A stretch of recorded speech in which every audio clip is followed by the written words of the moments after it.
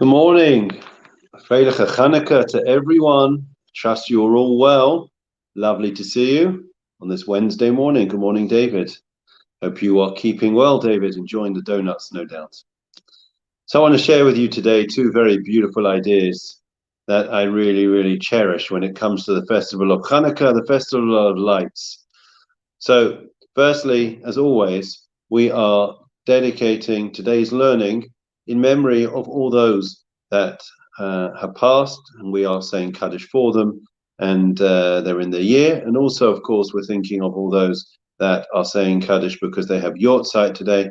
Ari Jaffe in particular, we saw you earlier in Shul. Wish you and all the family long life along with everyone else. Good morning to all those that are still joining us, to Rachel, to Carol, to David, and so on and so forth. Lovely to see you. So here's the first thought. I don't know if you've ever had building works, but I can tell you it's a nightmare. It's a nightmare. You know, it's such a disruption, so much upheaval, so much dirt, so much dust.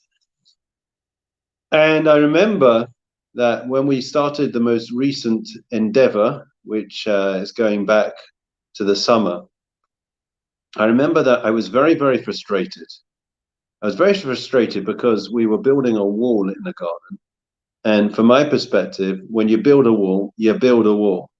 And this seemed to be taking forever. It was a retaining wall, okay, a supporting wall, but I couldn't make out why it was taking the builders so long simply to build a wall.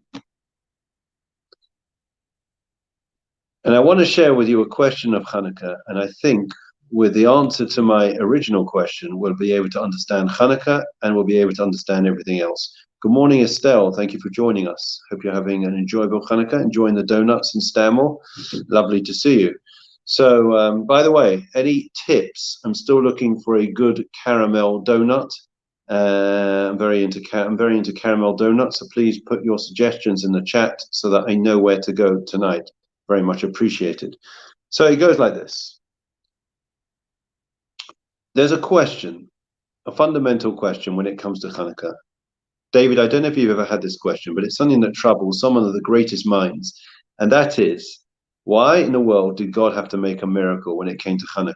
The oil we've already spoken about, instead of one day, it lasted for 8 days, right? Enough time for them to be able to get more oil.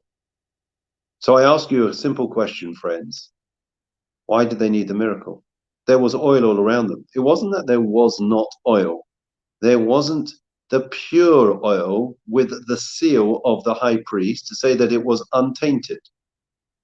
So you'll say to me, well, very simply, Rabbi, we needed pure oil in order to light the menorah. That was what the requirements were for the oil that was used in the temple for the menorah.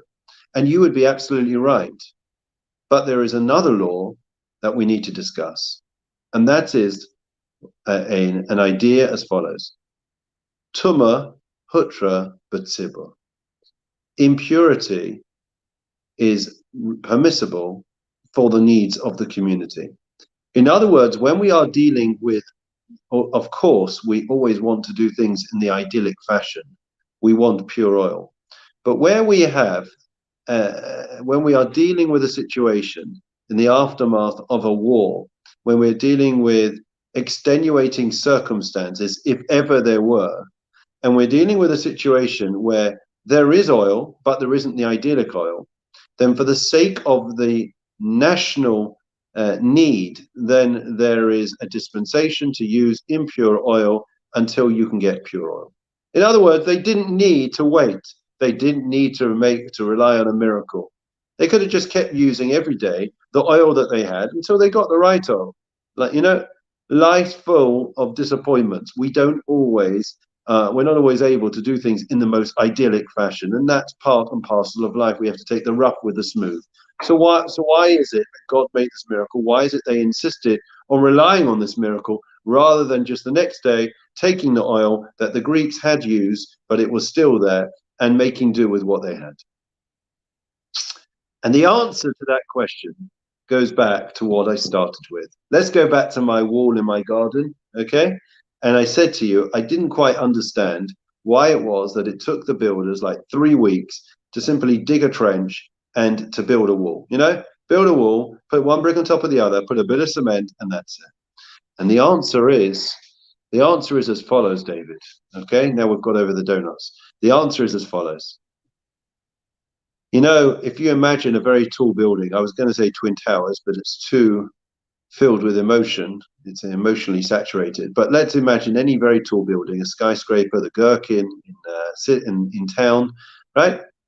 Let's imagine you hear on the news or you hear in the newspaper that there was a crack in the building of the Gherkin.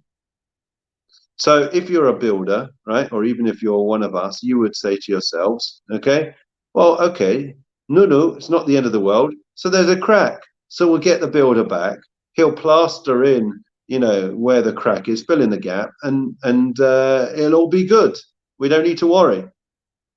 That, friends, is only the case if it is a crack on the 30th floor, the 25th floor, the 40th floor. But where a crack is critical, friends, is where that crack is in the foundations. Where you have a crack in your foundations, that supports the weight of the entire structure, the entire building. A crack in the foundations goes to the very core of the building. And therefore, if you have that crack, it means that the building is not secure and it is likely to come down. And I don't want to go through, but there are countless examples of buildings, and in particular in Israel, where they knew that there were flaws, they knew that there were cracks in the foundations in what they'd built, and there was a wedding hall like this in Israel. It was a tragedy beyond tragedy, so easily avoidable, but they simply didn't take the necessary measures. They didn't realize the severity, the gravity of the situation, bearing in mind we're dealing with a crack, a flaw in the foundations, which is fundamental. Friends, when we talk about the rededication of the temple, when we talk about lighting the menorah, after the war with the Greeks, it wasn't simply another day, another flame that they were lighting of the menorah. This was the rededication of the temple. The word Chanukah itself means chinuch. It means to rededicate. Okay? Now, if that's the case, then they were, as it were, restarting, resetting. It was building the foundations for the future of the temple now that it has been rededicated.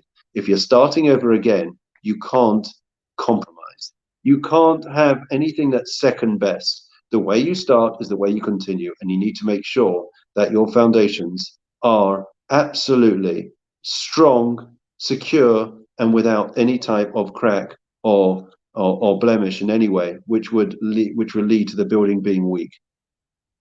And if that's true of the temple, that's also true of the wall outside. That's why it took them 3 weeks. So I'm told that's why it took them 3 weeks, not because of the coffee breaks, but because you're only as strong as your foundations. And therefore they have to dig deep. They have to dig deep to make sure that the building, the structure that they are making stands on firm foundations. Friends, it's the same with each and every one of us and our families. You know that the Torah refers to us as ki odom eitz hasadeh, that a person is considered like a tree. Are we really like a tree? Well, one of the reasons for that comparison is because we have roots. It's not what you see, it's what's underneath. The roots are where we come from. It's our family, our parents, our grandparents.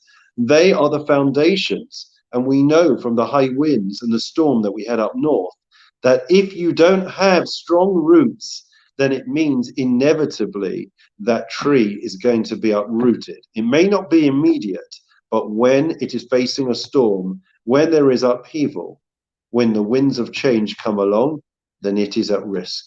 And it's the same with us. We have to make sure that we and our families have strong foundations, strong roots in our faith, in our heritage, and to strengthen them and fortify them constantly so that whatever we face, whatever adversity is thrown our way, we are able to resist and to stand up to it.